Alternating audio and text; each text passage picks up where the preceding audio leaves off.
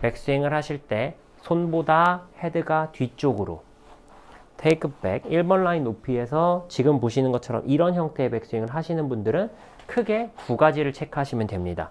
첫 번째는 내가 왼손과 왼쪽 어깨가 너무 강해서 오른손을 이겨버리면서 이런 형태의 백스윙을 하는 게 아닌지, 이런 형태의 백스윙을 하고 있지 않다면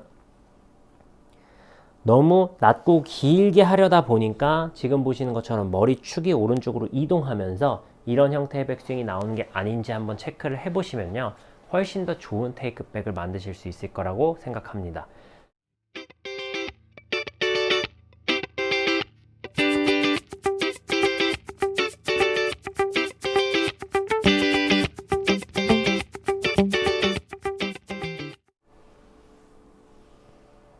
안녕하세요. 배움을 드리는 배우리 프로입니다.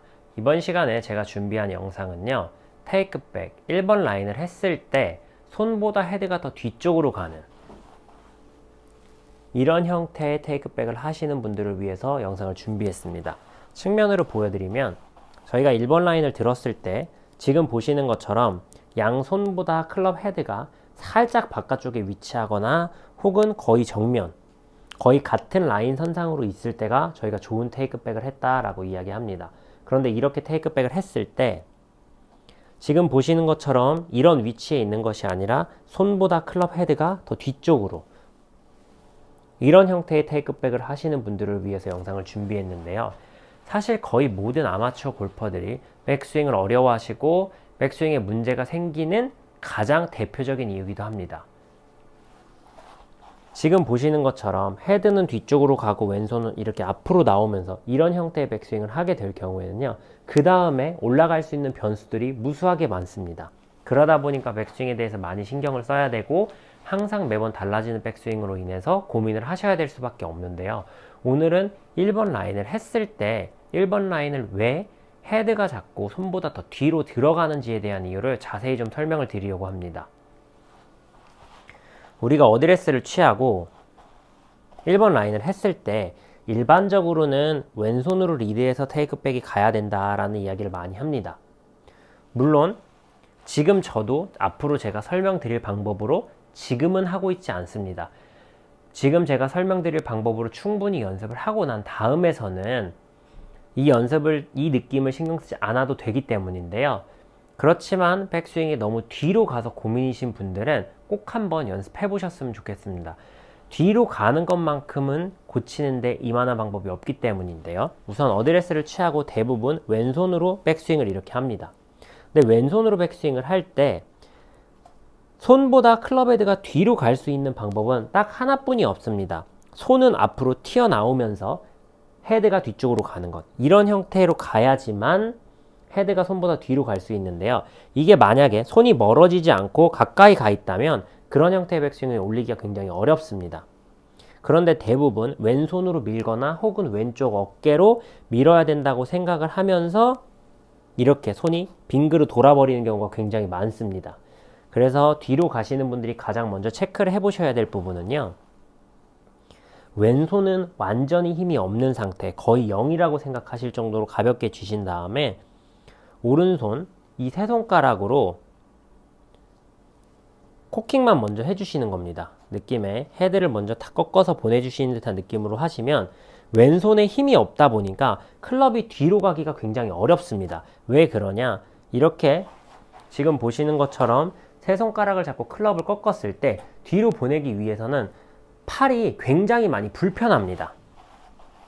완전히 뒤틀리고 이게 만약에 왼손이 붙어 있다 그러면 이루 말할 수 없을 정도로 불편한 동작이기 때문에 이렇게 가긴 굉장히 어렵습니다.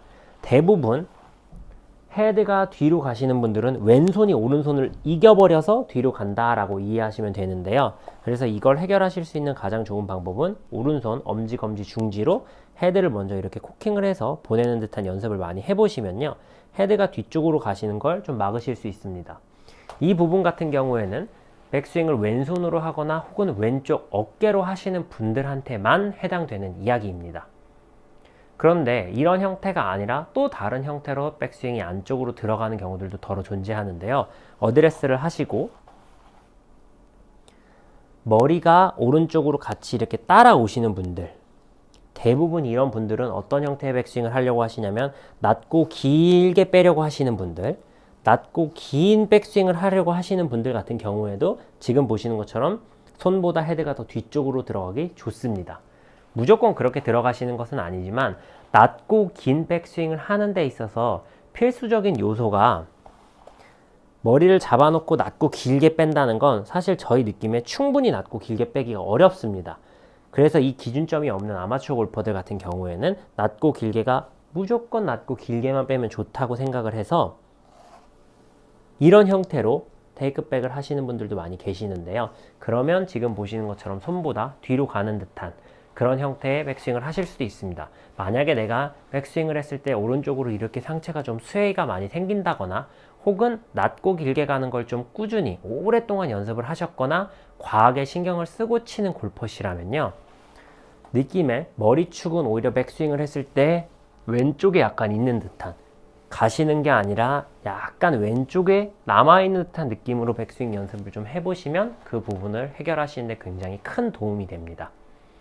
이 두 가지 부분 같은 경우에는 가장 많은 문제를 만들어내면서 사실은 해결하기 굉장히 어려운 동작들 중에 하나인데요.